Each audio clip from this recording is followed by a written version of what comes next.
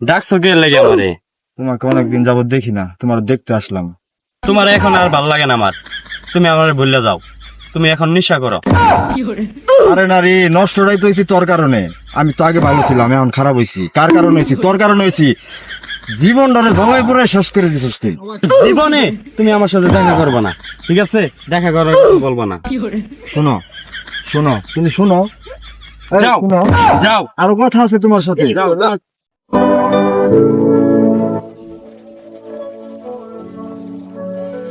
তুই নারীর কারণে আজকে আমি নেশা করতেছি। আমি এগুলা জীবনে চোখেও দেখি নাই।